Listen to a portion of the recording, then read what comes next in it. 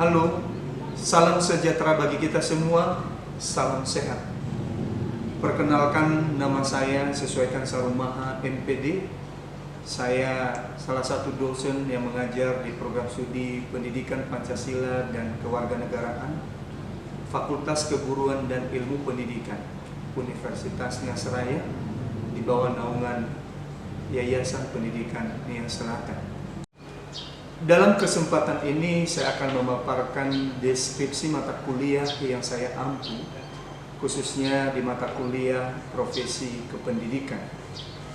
Profesi Kependidikan mensyaratkan pengetahuan dan pemahaman tentang belajar dan pembelajaran agar sesuai dengan perkembangan peserta didik, sehingga pendidikan dapat dilaksanakan secara komprehensif.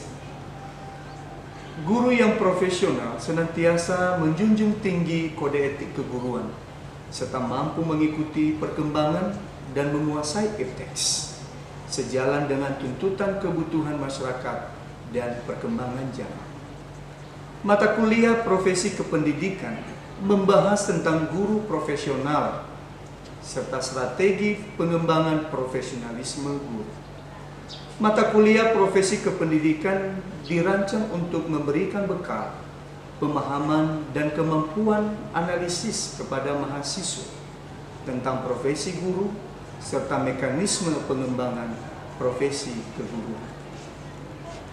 Adapun yang menjadi capaian pembelajaran dalam mata kuliah Profesi Kependidikan yaitu mahasiswa mampu memahami dan mengimplementasikan wawasan, sikap, dan keterampilan yang diperlukan dalam menjalankan profesi kependidikan dan menemukan upaya pemecahan berbagai kasus yang dihadapi profesi kependidikan serta mampu menguasai profesi kependidikan dan etika profesi keguruan. Mata kuliah Profesi Kependidikan memiliki bobot 3 SKS. Dan sebelum mahasiswa mengontrak mata kuliah Profesi Kependidikan, ada beberapa mata kuliah yang harus diselesaikan terlebih dahulu, yaitu mata kuliah Belajar dan Pembelajaran, serta mata kuliah Kurikulum dan Buku Teks PKN. Dalam melaksanakan pembelajaran di dalam kelas, ada beberapa hal yang biasa saya lakukan. Pada pertemuan pertama, saya memberikan sapaan kepada mahasiswa dan sekaligus melakukan kegiatan perkenalan dengan mahasiswa. Selanjutnya, menyampaikan silabus dan RPS perkuliahan, serta ruang lingkup materi yang akan dibahas selama 1 semester. Kemudian menyampaikan referensi dan buku-buku pendukung yang digunakan dalam pembelajaran selama 1 semester. Selanjutnya, saya menyampaikan persyaratan perkuliahan, kemudian menyampaikan kepada mahasiswa tugas-tugas yang akan diberikan kepada mahasiswa, serta bagaimana sistem penilaian, dan yang terakhir adalah tata cara perkuliahan. Ini saya lakukan dengan tujuan supaya mahasiswa dapat mengetahui dan memahami kegiatan perkuliahan yang akan dilakukan selama 1 semester. Kemudian, supaya mahasiswa juga dapat mempersiapkan diri untuk mengikuti kegiatan pembelajaran selama 1 semester. Dalam mengikuti pembelajaran di mata kuliah Profesi Kependidikan selama 1 semester, mata kuliah Profesi Kependidikan terdiri dari beberapa subpokok bahasan. Ini terdiri dari 8 bab. Bab 1, pendahuluan. Bab 2, tugas, peran, dan kompetensi guru. Bab 3, kondisi belajar mengajar yang efektif. Bab 4, klasifikasi tujuan dan penilaian proses. Bab 5, penyusunan program pengajaran. Bab 6, beberapa keterampilan dasar mengajar. Bab 7, penilaian kemampuan mengajar. Dan bab 8, kurikulum pendidikan. dalam melaksanakan pembelajaran di dalam kelas, ada beberapa bentuk dan metode yang biasa saya lakukan di dalam kelas, yaitu metode ceramah. Pada kegiatan ini saya menyampaikan materi kepada mahasiswa, yaitu pembahasan tentang materi yang dibahas pada pertemuan itu. Saya menyampaikan materi ini secara detail kepada mahasiswa sebagai acuan bagi mereka supaya mereka dapat berpikir dan dapat memahami materi yang sedang dibahas pada pertemuan itu. Kemudian metode tanya jawab. Pada kegiatan ini saya memberikan kesempatan kepada mahasiswa untuk mengajukan pertanyaan, yaitu terkait hal-hal yang belum dipahami atau dimengerti. Ini saya lakukan dengan tujuan supaya ada interaksi antara dosen dengan mahasiswa dan mahasiswa dengan mahasiswa. Sehingga pembelajaran yang saya lakukan tidak terkesan monoton dan mahasiswa tidak pasif, tetapi mereka tetap aktif karena mereka terlibat. Mereka mampu memberikan pertanyaan, mereka melontarkan pertanyaan, dan itu bukan hanya dijawab atau ditanggapi oleh dosen, juga sesama mahasiswa akan diberikan kesempatan untuk menanggapi. Demikian juga dalam kegiatan ini, saya juga sebagai dosen memberikan pertanyaan kepada mahasiswa. Ini adalah tindak lanjut dari rangsangan yang saya berikan, maka saya membutuhkan balikan dari mahasiswa, yaitu mereka mampu memberikan tanggapan dari pertanyaan yang saya lontarkan. Selanjutnya, metode diskusi.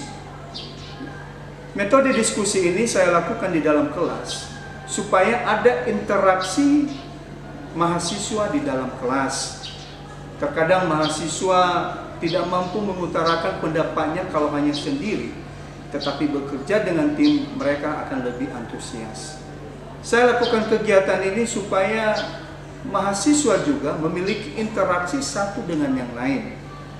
Jadi kegiatan diskusi ini saya lakukan supaya mampu membiasakan mahasiswa, mereka bekerja dengan tim dan mereka memiliki rasa tanggung jawab untuk melaksanakan suatu kegiatan secara bekerja sama. Selanjutnya, metode pemberian tugas. Metode pemberian tugas ini saya lakukan di dalam pembelajaran, di dalam kelas, dengan tujuan supaya mahasiswa juga lebih terlatih. Mereka juga bisa mengerjakan tugas yang diberikan oleh dosen. Jadi dalam hal ini, pemberian tugas ini adalah untuk membiasakan mahasiswa supaya mereka dapat berpikir secara kritis dan memiliki jiwa kreativitas. Ya, baru yang terakhir adalah refleksi. Jadi semua kegiatan ini saya lakukan di dalam pembelajaran di dalam kelas dengan tujuan supaya mahasiswa memiliki pengalaman belajar selama mengikuti pembelajaran pada perkuliahan yang saya laksanakan di dalam kelas. Pengalaman belajar yang saya butuhkan kepada mereka, artinya mereka mampu mendengar apa materi yang saya sampaikan, kemudian mereka mampu memahami, dan selanjutnya mereka mampu memberikan argumen, memberikan sumbang saran, dan selanjutnya mereka mampu bekerja dengan tim secara bekerja sama. Ini tujuannya adalah supaya mahasiswa-mahasiswa yang saya ajarkan, yang saya bimbing, untuk kedepannya mereka jadi guru yang profesional. Pembelajaran yang saya lakukan selama 1 semester ini terdiri dari 14 kali pertemuan, di luar daripada 1 kali pelaksanaan ujian tengah semester dan 1 kali pelaksanaan ujian akhir semester.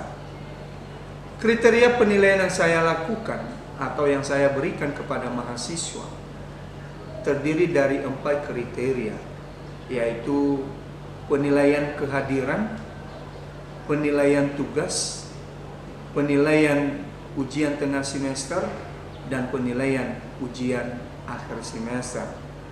Masing-masing ini ada persentasenya.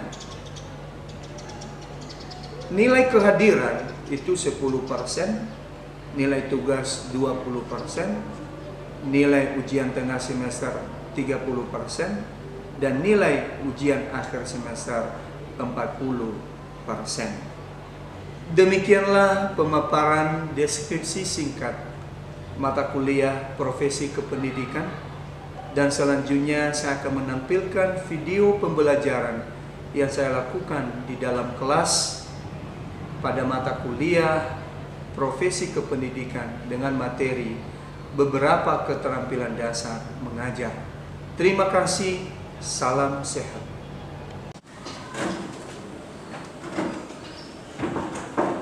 Selamat sore semua. Sore, Pak. Bagaimana kabarnya? Baik, Pak. Biasa ya.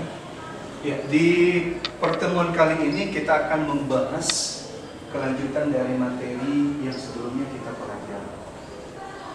Ini kita akan membahas tentang beberapa keterampilan dasar mengajar. Ya, calon guru ataupun guru harus mengetahui dan memahami beberapa keterampilan dasar mengajar. Secara umum, keterampilan dasar mengajar dibagi menjadi 8. Yang pertama, keterampilan bertanya. Kedua, keterampilan memberi penguatan. Ketiga, keterampilan mengadakan variasi. Keterampilan menjelaskan. Keterampilan membuka dan menutup pelajaran. Keterampilan membimbing diskusi kelompok kecil. Keterampilan mengelola kelas, dan keterampilan mengajar perseorangan. Pada hakikatnya, semua keterampilan ini wajib dikuasai dan dilakukan oleh guru di dalam melaksanakan pembelajaran. Artinya bisa dikatakan, kurang dipahami kan seperti itu. Ya, kita jangan biarkan. Guru harus menyikapi ini. Apa yang harus guru lakukan? Itulah dia tadi kita coba tuntun pertanyaan. Kita sebagai guru punya tugas untuk itu. Bagaimana pertanyaan yang dilontarkan itu menjadi kalimat yang sempurna, menjadi pertanyaan yang mudah dipahami, menjadi pertanyaan yang mudah dipahami. Jadi jangan kita biarkan. Apalagi kalau ada seorang guru, ada siswa yang bertanya langsung dilemparkan kepada siswa yang lain. Bagaimana kalau tidak diminati alih pertanyaan? Disempurnakan dulu, baru kemudian dibagikan kepada peserta. Bisa dipahami ya? Bisa, Pak? Ya. Baik, selanjutnya kita masuk pada keterampilan yang kedua, keterampilan memberi penguatan. Keterampilan memberi penguatan atau reinforcement. Ini adalah segala bentuk respons yang baik yang bersifat verbal maupun non. Ini bentuk respons. Jadi guru juga selain memiliki keterampilan bertanya, juga memiliki keterampilan memberi penguatan atau reinforcement. Jangan sampai siswanya makin layu, makin goyah, tetapi kita lihat kita harus mengiring supaya siswa itu punya semangat. Apa yang harus kita lakukan? Itu kembali kepada respons itu sebagai. Jadi ini tujuan daripada penguatan. Makanya seorang guru kalau mengajar juga harus memberi yang namanya penguatan kepada siswa. Selanjutnya keterampilan mengadakan variasi. Variasi adalah stimulus dalam suatu kegiatan, yaitu antara guru bagaimana memberikan stimulus. Tahu artinya stimulus? Ya, rangsangan. Bagaimana kita memberikan rangsangan? Bagaimana kita bisa mengajak mereka dalam pembelajaran? Itu bentuk rangsangan. Kalau pembelajaran kita asik, pembelajaran kita enak, ya itu sudah membangun rangsangan bagi mereka. Mereka tertarik, mereka melibatkan diri. Tapi coba kalau pembelajaran kita biasa-biasa, tidak tertarik, tidak menyenangkan, gimana reaksi siswa? Ya udah, diam aja. Yang penting ya udah, mereka sudah di situ. Mereka nggak peduli mau bagaimanapun di situ ya, sama kembali. Jadi mengadakan variasi ini namanya aja variasi. Artinya guru dalam memberikan pembelajaran itu tidak memberikan pembelajaran yang monoton. Monoton di sini artinya dari awal sampai akhir ceramah terus. Siapa sih yang nggak bosan? Kalau hanya mendengarkan, pasti siswa nggak bosan. Tapi bagaimana kita memvariasikan di sini? Oke, ceramah dulu, lalu tanya jawab, baru diskusi. Jadi bervariasi. Kegiatan yang kita lakukan tidak hanya menetap dalam satu bentuk atau metode. Makanya guru harus menguasai apa? Menguasai berbagai model, menguasai berbagai metode, strategi, pendekatan, teknik, dan taktik. Ini harus dikuasai oleh guru. Kalau guru sudah menguasai ini, maka di dalam kelas juga guru akan mampu memvariasikan. Guru pasti melihat kalau siswanya sudah jenuh, siswanya sudah mulai loyo, apa sih yang harus dilakukan? Artinya mereka sudah mulai mengalami titik kejenuhan atau kebosanan. Keterampilan mengadakan variasi. Selanjutnya adalah keterampilan menjelaskan. Ini komponen yang paling penting ya. Makanya kalau berbicara tentang peran guru, guru itu adalah sebagai informator. Tahu artinya sebagai informator? Kalau dikatakan peran guru sebagai informator, sebagai pelaksana pembelajaran, sebagai sumber informasi. Sebagai sumber informasi. Guru menjelaskan di depan kelas itu guru sedang memberikan informasi. Makanya guru ketika mengajar itu jangan hanya berpatokan pada materi yang ada di buku saja. Guru harus punya memiliki wawasan yang luas, mampu mengembangkan materi. Sehingga penjelasan yang kita berikan itu secara detail. Siswa yang mendengarkan itu akan lebih memahami, dia akan lebih mengerti. Itu semua tergantung dari penjelasan. Hanya penjelasan ini penting. Kalau guru menjelaskan dengan baik, maka siswa juga akan mengerti dengan baik. Demikian juga sebaliknya. Kalau guru tidak menjelaskan dengan baik, maka siswa juga tidak akan mengerti.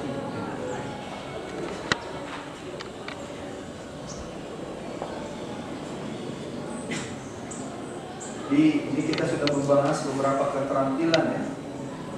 Jadi sekarang Bapak mau membagi kamu dalam sebuah diskusi. Bisa ya? Bisa Pak.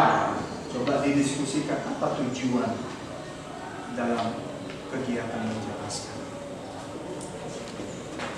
Coba ini dibagi dalam 3 kelompok saja. Ini satu kelompok, ini satu kelompok, ini satu kelompok.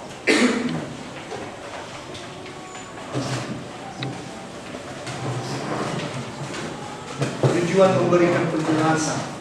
Mengapa materi yang disampaikan itu harus dijelaskan?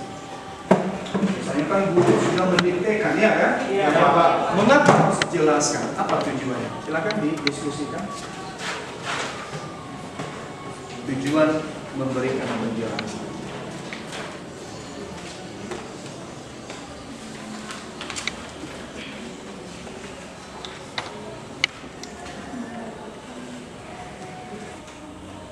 Bagaimana? Sudah selesai diskusinya? Sudah. Baik. Oke, kita bahas bersama ya. Iya, Pak. Jadi siswa yang sudah kita bahas tadi di awal, apa sebenarnya tujuan mengapa guru harus memberikan penjelasan terhadap materi yang sedang dibahas? Dari kelompok mana pertama? Silakan. Ya, baik. Di sini penjelasan dari kami membimbing murid untuk mendapatkan dan memahaminya. Artinya di sini membimbing murid untuk dapat berpikir, bernalar untuk memahami tujuan pembelajaran tersebut. Berikutnya, melibatkan murid untuk berpikir dan memecahkan suatu masalah. Artinya di sini guru memberikan bimbingan untuk memahami dan bisa memecahkan masalah yang dijelaskan oleh guru tersebut. Oke, baik, terima kasih ya. Di jawaban yang sangat mantap sekali. Tadi dari kita anggap ini kelompok 1, mereka sudah sampaikan tujuan memberikan penjelasan. Tadi yang pertama adalah membimbing murid untuk lebih memahami materi. Jadi kalau guru sudah menjelaskan dengan baik, itu seumpama bimbingan yang diberikan kepada siswa.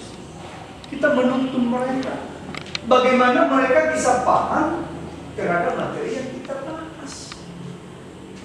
Baru yang kedua, supaya siswa itu juga terlibat untuk berpikir. Iya, mereka akan pikirkan.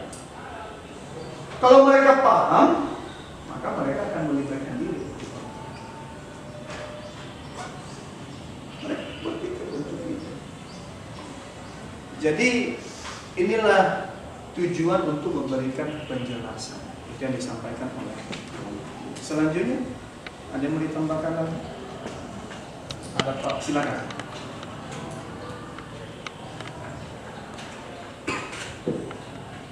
Nomor 3, untuk mendapatkan balikan dari siswa. Maksudnya mengenai tingkat pemahaman seorang siswa atau tingkat mengatasi kesalahpahaman dalam proses pembelajaran. Oke, baik. Supaya ada balikan. Kalau mereka hanya mencatat karena guru mendiktekan, ya tidak akan ada balikan dong. Tapi kalau kita jelaskan, maka akan ada nanti interaksi. Karena mereka sedang berpikir, sama seperti yang dikatakan. Jadi disitulah nanti muncul pertanyaan-pertanyaan kalau mereka kurang paham, ada sesuatu yang mau diketahui di situ. Jadi itu tujuannya. Jadi guru harus memberikan ada balikan. Ada lagi yang lain? Ada yang pada Silakan. yaitu dengan membimbing murid untuk menghayati materi pembelajaran yang disampaikan oleh guru yang mengajar di depan. Oke, dihayati. Selain dihayati, dipahami. Ya tahu. Sama seperti ketika Bapak mengajar sekarang. Kamu kan diam, kamu sedang berpikir, kamu sedang menghayati. Oh, itu ya. Keterampilan dasar bertanya itu ya. Keterampilan memberi penguatan itu seperti itu ya. Keterampilan mengadakan variasi itu seperti itu ya. Sama seperti waktu Bapak menjelaskan tadi di awal.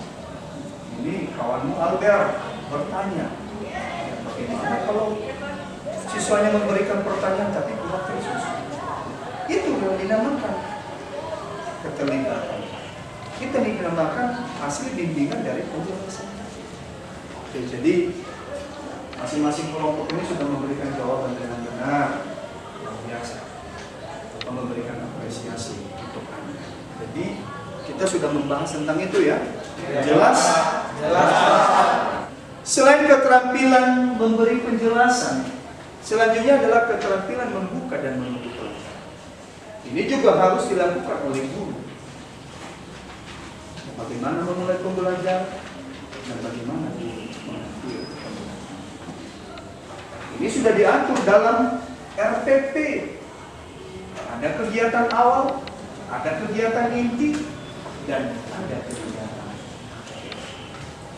Jangan sampai ada guru memberikan pembelajaran, membuka, tetapi akhirnya pergi begitu saja.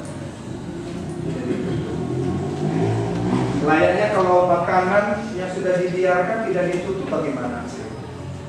Basi, Pak. Basi, masuk angin. Supaya pembelajaran tidak basi, ketika kamu sudah memulai, yaitu membuka pembelajaran, kamu juga harus menutupnya dengan baik. Selanjutnya keterampilan membimbing diskusi kelompok kecil, sama seperti yang kita lakukan. Makanya tadi Bapak langsung ke sini tanya bagaimana. Inilah bentuk kelompok, inilah bentuk kelompok, inilah bentuk kelompok. Jadi kita bimbing. Seorang guru itu kalau sudah membentuk kelompok, ya jangan ditinggalkan begitu saja. Tapi dibimbing, ada kendala, ada hambatan, supaya tetap mereka terkontrol. Jadi mereka selama mengikuti atau melaksanakan diskusi itu tetap dalam pengawasan kita sebagai guru. Baru selanjutnya keterampilan mengelola kelas. Mengelola kelas ini adalah bagaimana menata kelas itu dengan baik. Jadi guru di sini tidak hanya memiliki kemampuan menjelaskan, kemampuan mengelola kelas juga harus. Karena mengapa? Keberhasilan pembelajaran yang dilakukan oleh guru itu juga memiliki kaitan dengan pengelolaan kelas. Dengan kata lain, pengelolaan kelas yang baik akan memberikan dampak terhadap pembelajaran yang kita laksanakan. Jadi kita kelola kelas dengan baik. Jangan sampai di sana ada yang ngantuk-ngantuk, ada yang keluar masuk, ada yang lagi cerita kepada teman. Jangan sampai seperti itu. Kita tetap mengarahkan mereka supaya mereka tetap memusatkan perhatian dengan apa yang kita sampaikan. Jadi pengelolaan kelas penting. Baru yang terakhir adalah keterampilan mengajar kelompok kecil dan perseorangan. Dengan kelompok kecil, perseorangan juga kita tuntun dengan baik. Kita arahkan, kita bimbing. Ada kalanya kita membuat kelompok kecil, contohnya 2 orang, 3 orang. Ada kalanya juga perseorangan. Guru juga harus memiliki keterampilan. Artinya, apakah itu kelompok kecil, apakah itu perseorangan, apakah itu kelompok besar, tetap masih dalam pengawasan seorang. Artinya kita tuntun, kita awasi, sehingga benar-benar kelompok itu dapat berjalan. Ya, ada dari saya, Pak. Silakan. Ini saya mau bertanya mengenai tentang keterampilan membuka dan menutup pembelajaran. Ya. Nah, di sini kadang-kadang ketika guru mengajar, di situ banyak kesalahan yang dimana ketika lagi menjelaskan atau melakukan proses pembelajaran pada suatu kelas, di dalam kelas, maka di situ ketika belum selesai mengajar atau melakukan pembelajaran di dalam kelas, ada suatu kendala, yaitu mengenai tentang ada pengumuman, ada informasi dari yang disampaikan oleh kepala sekolah dan lain sebagainya. Nah, di sini Pak, bagaimana cara untuk melakukan penutupan pembelajaran pada saat ada acara yang tersebut? Sekian. Oke. Pertanyaan yang baik. Apa yang harus dilakukan oleh guru? Ya, dalam keadaan terdesak ada halangan. Padahal kita lagi asik-asik mengajar, ya kan? Ya, Pak. Tiba-tiba aja ada pengumuman, ada rapat atau sejenis. Apa yang harus dilakukan oleh guru? Kira-kira ada dari kami yang mau menjawab sebelum Bapak tanggapi. Apa yang harus dilakukan? Silakan Pius. Baik Pak, saya akan mencoba menjawab pertanyaan saudara Simpitan. Menurut saya di sini seorang guru itu harus memberikan atau seorang guru itu harus mendetailkan materi yang disampaikan kepada siswa. Tetap harus didetailkan, disampaikan. Jadi dalam hal ini juga ada kemampuan guru dalam memanage. Walaupun tidak seperti yang kita susun sedemikian rupa, tetapi kita harus menutup. Kita tetap mengusahakan supaya pembelajaran yang kita lakukan tidak berlalu begitu saja. Dipahami kan soalnya kan? Oke, ini kita akan bahas untuk minggu depan. Baik, demikian pertemuan kita pada sore hari ini. Kita tutup, kita akhiri. Selamat sore.